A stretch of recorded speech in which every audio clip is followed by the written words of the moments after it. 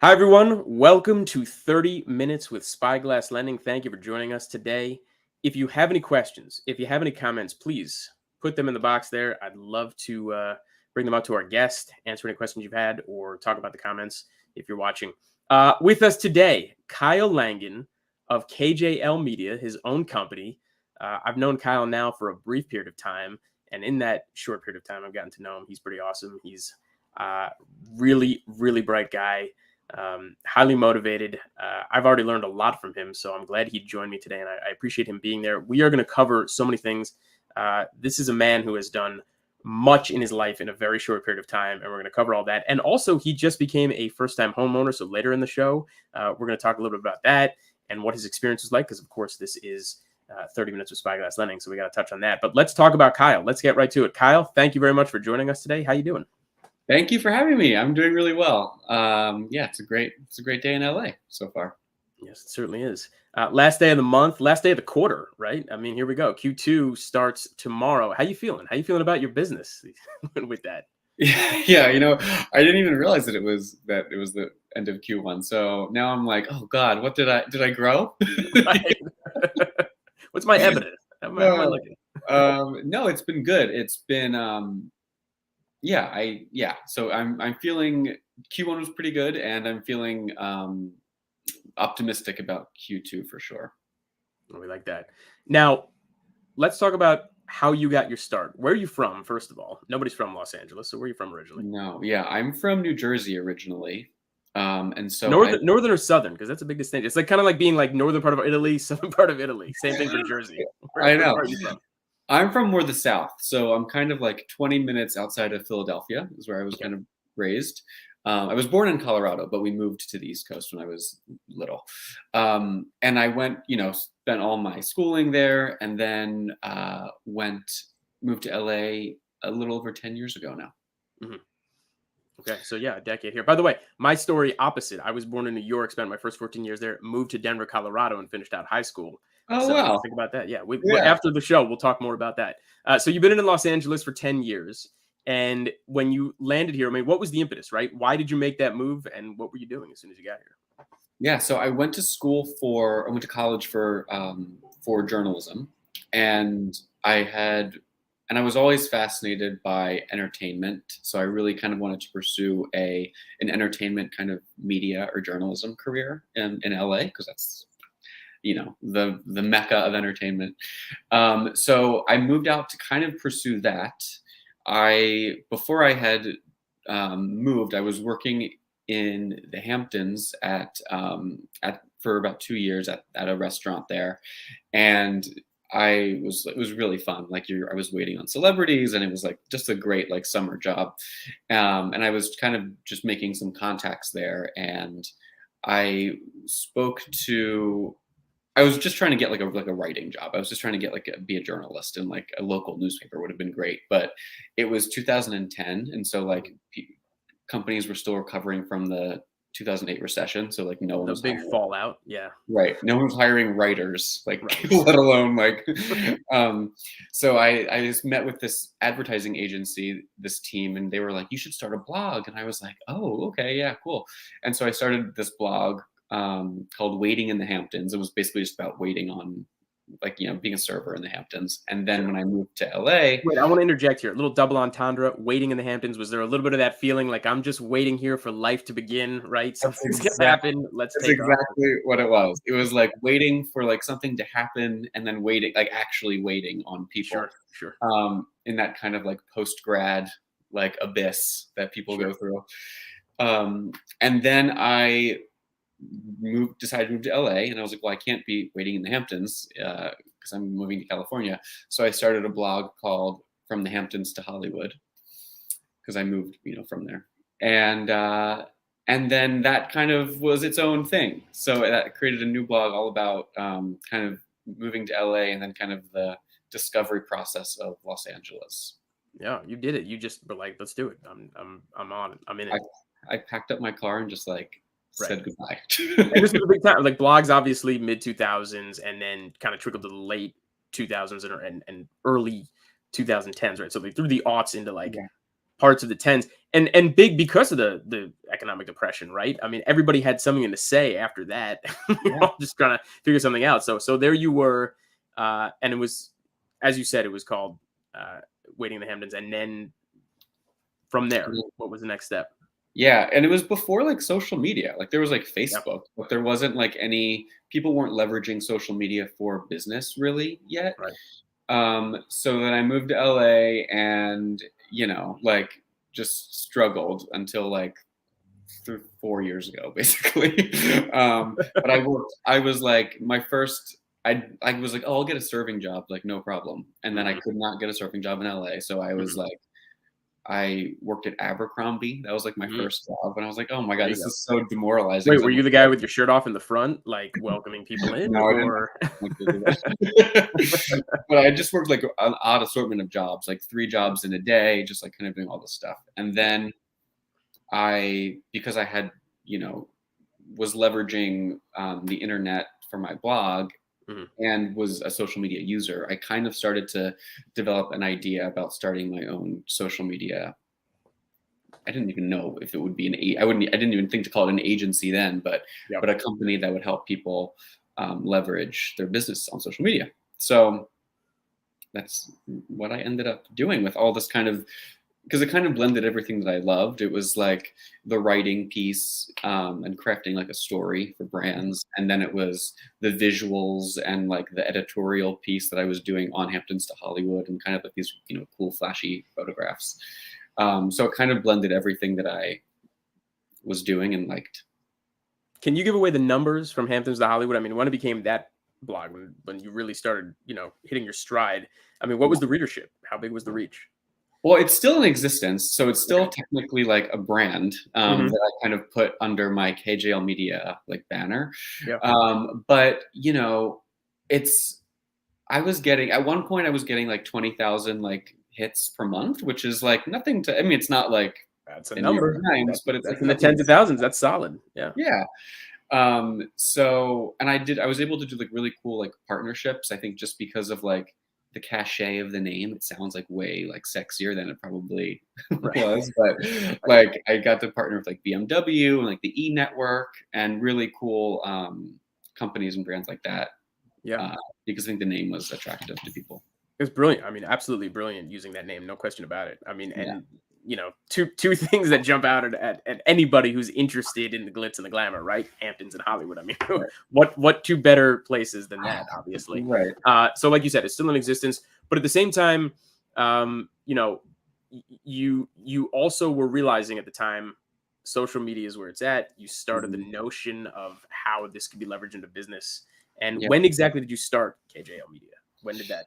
So I think I got my first. I kind of did, like would do was just kind of gingerly like dipping my toes into it in like 2014, like Mhm. 13 and 14, and then so that was like I guess when it kind of started to exist, and then I kind of just I mean, it's a lot of work to like start a business after that, as you know.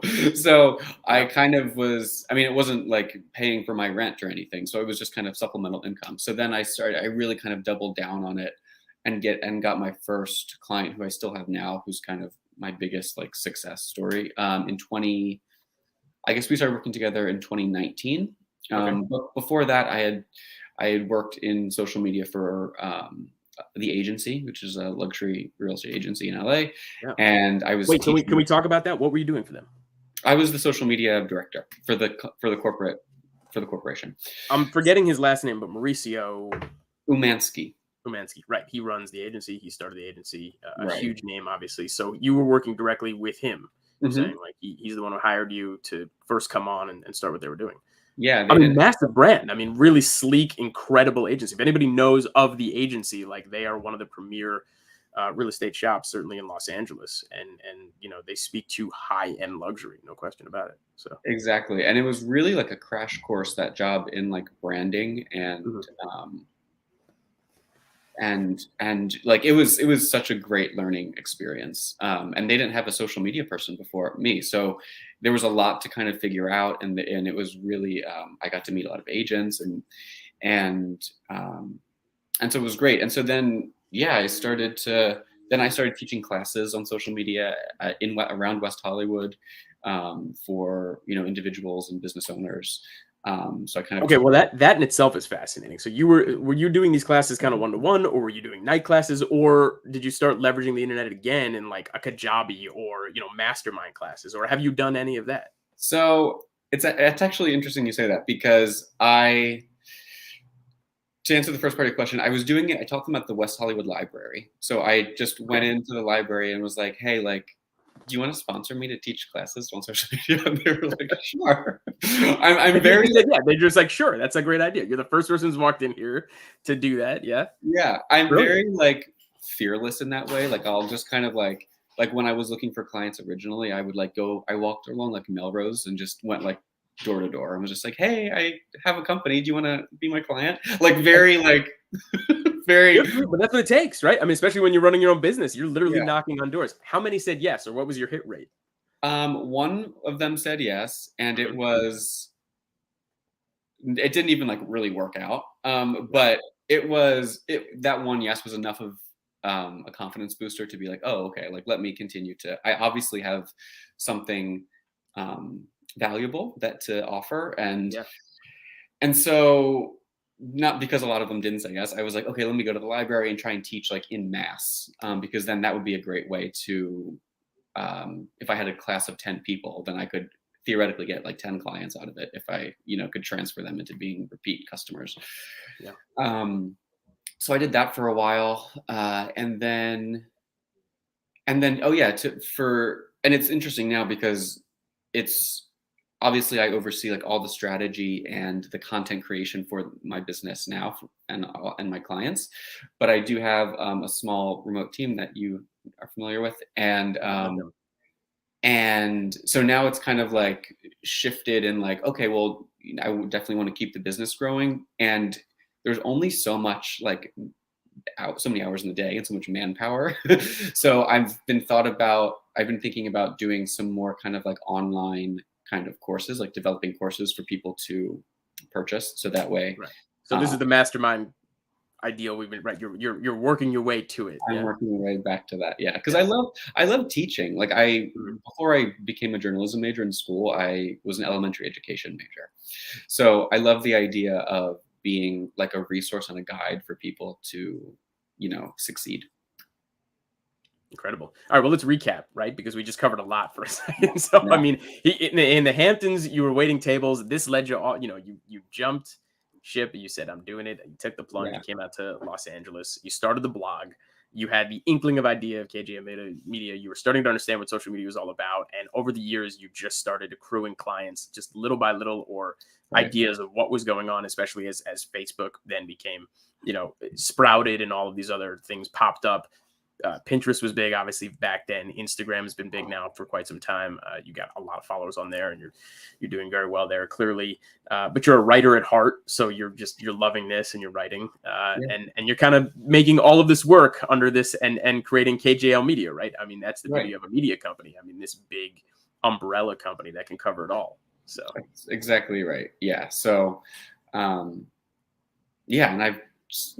it's like, if I didn't have enough to do already, I've obviously writing has been a passion. So I continue to do that. And I'm an author, which has been really cool to kind of leverage that kind of creative piece under the brand too. Well, see, that's amazing. Now you have published 2 books already, right? With a third on the way in a series specifically. Let's talk about that. Tell us about the first book, how long did it take to write, and when did you publish it, and how'd you publish it? Yeah. So I wrote it in like 2009. Okay. And it was kind of, they're novels, so they're fiction novels, and they're based upon they're kind of like a love letter to like my college friends in a way. Like I was studying abroad in Australia, and I really like missed like the friends that I had built in college. And so I kind of like took very exaggerated versions of our friend group and made them into characters in this book. And then they take place in the Hamptons. So kind of before I even like unwittingly, back to the Hamptons again here. I unwittingly tied it in all together because it was before Hamptons to Hollywood.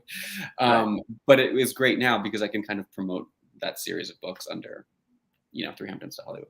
But yeah, so I I sent it out to Penguin, the publishing company, and got a rejection letter. And to me, that was like the coolest thing, because someone like, oh wow, you literally just took the time to read my pitch and my query, and you still said no, but that's okay. Like, it was just like, again, like, say, getting the one yes on Melrose, like, it was enough to keep me going.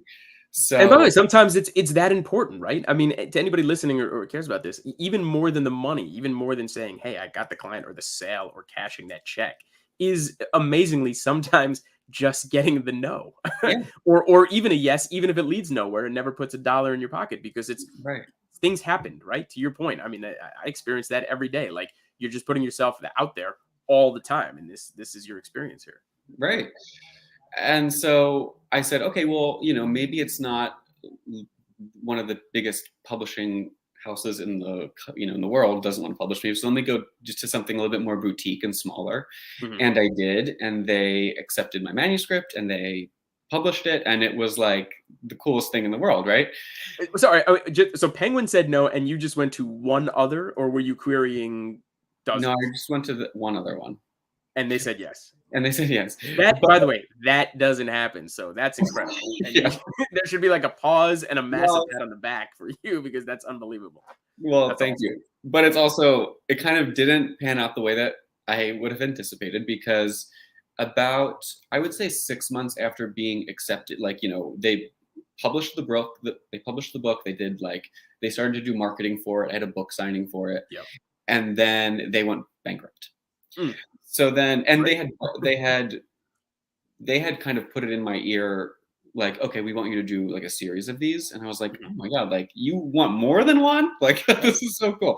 Can we, So by the way, then, may I ask at the time, like, when, so just to, really get a picture of this, how many words was it at the time, like, that were accepted, that manuscript? so it's hard to say, because the book turned out being, I think, like, how many words? I Yeah, how forget. many words and then pages, I guess, if we were to, yeah. Yeah, I was going pages. I think I'm it's thinking in about, terms of an author as well, like how many words you actually put in. yeah, I think the first book has like just under 200 pages. Okay. Um, so it's not like a crazy long book, but it's like a really fun beach read, Yeah. and that was kind of the intent. Like, I Yeah. wanted people in the Hamptons to be like reading this book, like, well, you know what I mean? And So 6 months from submission is when they published it? no, Is that so I wrote it, like I said, in 2009, and then I yeah. didn't submit it until like 2014. Oh, wow, So okay. I kind of went back and like polished it, because I obviously had There you grown go. a lot as a writer in that Sure. time. And I learned more about like the Hamptons then. I had a lot more to contribute to it. Yeah. So the first draft was like slim, and then I kind of expounded on it. Yeah. But so then they published it. They declared bankruptcy, and like I never got any money from the book. I never, like, nothing happened. So then I was like, well, you know what, like. And you can't like take a title that's already been published and then be like, go back to Penguin and be like, this is already published, but do you want to like publish it under, like, no one's going to do that. So I decided to self-publish it. I did a lot of research about it, and it had like, self-publishing, I think, has this kind of like weird, like, people think like, oh, it must not be good if you Yeah. are It independently. did. That stigma did exist, but really in the past couple of years, it's been a big turnaround, and it's It working for a lot has. of authors. Yeah. And it's so cool, because it's kind of like I kind of liken it to being like on like YouTube. You know what I mean? Like, now, like, YouTube creators are developing audiences, and it's kind of like you don't really need to be be in a studio movie to be like successful. Now you can just have your own channels and leverage Yeah. content that way. Yeah. So I think that's kind of where publishing is headed. And my friends be like, well, no, just like submit it to another publisher. I'm like, no, I can't. So then, and because it was a series, then I had a sequel that I had already like kind of like pre-written, and I was like, well, I guess I'll independently publish that one too. And so technically I've been traditionally published by a publisher, and then I've also done independent publishing. So Which do you like better? I mean, well, obviously one's gone bankrupt, but I mean, the process, what do yeah, you think has been, what it's was better? really, I don't know if I like one or the other more, because there's benefits and there's pros and cons to both. Like, obviously, Yep. like, I don't have the marketing budget that like Penguin does to like promote my book. So it's a Right. lot more self-generated effort in like getting myself on podcasts and setting up book signings. Like, I'm doing all that work myself. Mhm. Um, but so it's just kind of like, it's, but also you get way more royalties when you independently publish it. So Sure. I get like, 65% of the book sales versus like 10% on through a traditional publishing deal. Yeah. So it just kind of depends. I would happy to take another book deal though if Penguin is listening. Right. If Penguin is listening, and they might be. You never know who's watching this or who will listen to the podcast when we convert it later. Right. But now, so you've done the first book, the second book, which is self-published, and there is a third in the pipe, right? There is a third. Yeah, it's coming out in June, so I'm very excited about that. And I've discovered through independent publishing, it's really like a numbers game. It's like as long as you keep putting out books, you will eventually kind of like rise to the top of book lists in the Amazon store and everything like that. So it's definitely a commitment, but I'm kind of committed to doing it because I love it so much, and it has the potential to, you just have to be strategic in your promotion process. I mean, it's a labor of love. But I mean, again, if we're counting, just to think about this, I mean, you ran a blog, then you're writing books, getting them published, self-publishing yourself. You have social media clients. So This is a lot. I mean, I don't know how you're handling all this or doing all that's a tremendous amount to take upon just one person, but you have a team now. Of course, you are building a little empire. So are you sleeping at all? Are you feeling like any burnout, or is this really like exciting for you? The energy is pumping through your veins at all times. It's both. It's like lately I've been feeling like kind of like just tired. I'll be like, oh my God, like I just don't want to like wash the dishes. You know what I mean? Like I can't like do like simple tasks, like really send me over the edge. I just had 7 clients. I just did all their social media. I'm posting on Instagram. I just wrote 3 chapters. How am I supposed to clean this fork? Yeah, exactly. Yeah. But so no, I do struggle with burnout, and I didn't even understand like what that, like when I was like younger, I was like, oh no, like I would sleep like 5 hours a night and like be like, oh gosh, you guys are so old if you like think like if you're getting burnout. But now I'm like, no, it's like a real thing. And and I bought a house on top of all that, and I'm like moving. Well, and let's talk about that, because that is a real barometer of success, right? Like you said, you came out here, you're working 3-4 jobs, you're making it work. You couldn't even find another job in the service industry. You're working at Abercrombie, and then X amount of years later, not so long later, you publish books, you have your little empire, and you bought a house. Which again, congratulations to you. But that's tremendous. I mean, obviously, you have to be doing well enough to do that. Take it from a guy who underwrites everybody's tax returns all day. Knows what that looks like to really get that done. So let's talk about it. Where did you buy? What part of town? It's in Sherman Oaks, so I'm moving to the Valley. You're a Valley guy now. Valley guy now. Yeah, it's. I'm excited. Like I was telling you, like I'm excited to just kind of like explore like a new neighborhood, because I live in West Hollywood now, and it's not that far, but it's like a whole different kind of like ecosystem. So I'm a little scared, but I'm excited too.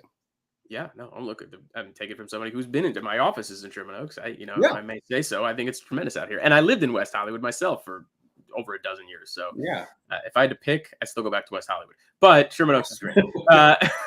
So what did you think of the experience? What was it like even trying to find a place, and were you up against 1 million people in offers? What was that all about? Yeah, it was a steep learning curve, like buying a house. And I was never like stressed out about it. Like I find like real estate like very fascinating, and I moved around a lot as a kid, so I was always like going to like houses with my mom and dad, and like so it excites me.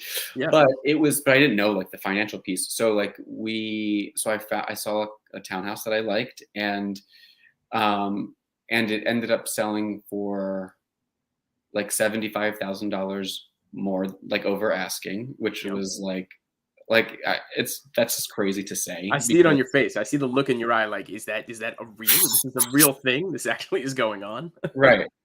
So that was crazy. but it happened very quickly. It happened like within 2 weeks that it was like offer to close. So it was kind of like a crash course in everything that I needed to know about escrow and mortgage lending and, closing costs and all this, and negotiations and like getting credits back. Like it was cool. But I didn't like, it didn't make me like want to run out and get like my real estate license, but it was fun. You just brought something up that you don't often hear, getting credits back. Especially, in today's market, it being the biggest sellers market, I don't know, of all time, right? It's a rarity that any seller is going to be like, sure, I'll give you something back. Or they try and keep it now up front where it's like, don't even think about asking for repairs. Not like we have 11 offers. How dare you be the one to ever ask for, a shingle on a roof to be fixed before you move in? What was your experience with that? Did you end up doing that? And what type of concessions did you get from the seller? Yeah, it was a tough negotiation, but excuse me, my offer was not the highest offer. In fact, I think it was probably one of the lowest offers. Okay.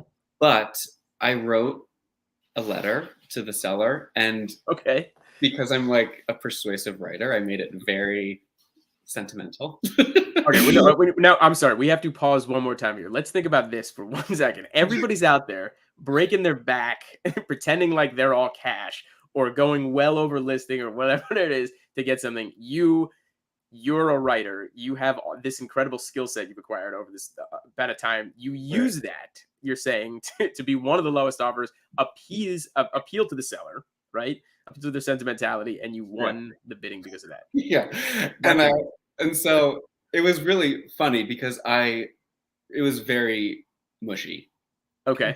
But it was like from the heart. You got real. You got raw. That's what you're saying. Like you really like it was let like it all my out. first time home buyer. Like my parents moved a lot. I've always wanted to have my own, the whole thing. Yeah, the whole thing. And then we also did a 2-week escrow. So that was like very appealing to them because they could get it sold in 2 weeks instead of like a month or whatever. And this is a big thing. I think anybody watching should understand this, right? I mean, 30 days, which is already such a short porch. It's not always like this in the rest of the country. California is like, hey, we've been doing this for a long time now. Close in a month or less. Now, for a lot of sellers, it's like 3 weeks, 2 weeks. Like you said, you had to go and say, I'll do it in 2 weeks. And go it alone in 2 weeks, right? Think about the pressure on everybody else to go make that happen for you. There's appraisals involved. There's underwriting involved. There's getting everything together day in and day out just to make sure that those loan docs are on somebody's desk and you're signing them, notarized and funded by a bank.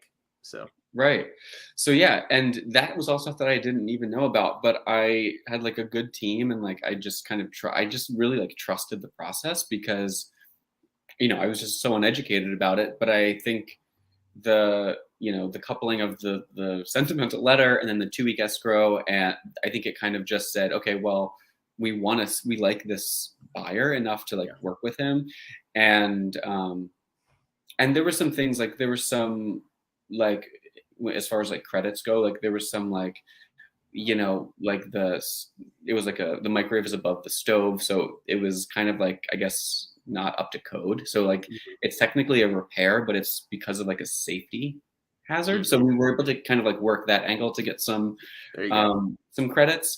But I mean, it's not like it was crazy because like I don't know if we have time, but it was like they asked I guess there was like a lien on the house, like through like the buyer's or the seller's business. So they were kind of just being, and like my interest rate was going, I learned a lot of interest rates, but my interest rate was going to expire after a few days. So they can't risk that because they've been going up right? And there was like, you probably had it locked in just weeks before the big spike. So so like the lock was about to expire and they were going to offer me this much money, but then not as much. So it was kind of like a crazy negotiation, but you got it. You won. You're done. Good interest Keys rate, in hand, right? Yeah. All right. We do have a very short period of time. But first of all, congratulations on that. And congratulations on everything else, right? I mean, again, you have now written and published 2 books, a third on the way. You have, you're an educator, courses that are coming online. You have social media clients. You have, let's call it, I'm gonna use the word empire, right? You have KJL Media is an empire in the making. Things are happening. And now I just want to know what's on the dock. What could be done after that, right? I mean, you still have the blog, like you said, that runs. I mean, what's next? What's the next 5 or 10 years look like for you? Yeah, well, I really would like to keep growing this empire, and I think there's a lot more stories I want to write. As far as the books are concerned, I would like to kind of work out the business model where I'm kind of developing some online courses where people can buy and still keep my clients that I have now. And I think just do what I'm doing, but just have like a bigger support team to, so I don't burn out as much, and just keep kind of doing this on like a bigger level. Something tells me you will. Well, Kyle Langan, KJL Media, our 30 minutes have come, and it came pretty quickly, but that was awesome. Thank you for the journey. Congratulations to you on all of it. It's pretty exceptional, amazing. Appreciate you being here today. Love to have you back. Thank you again. Thank you.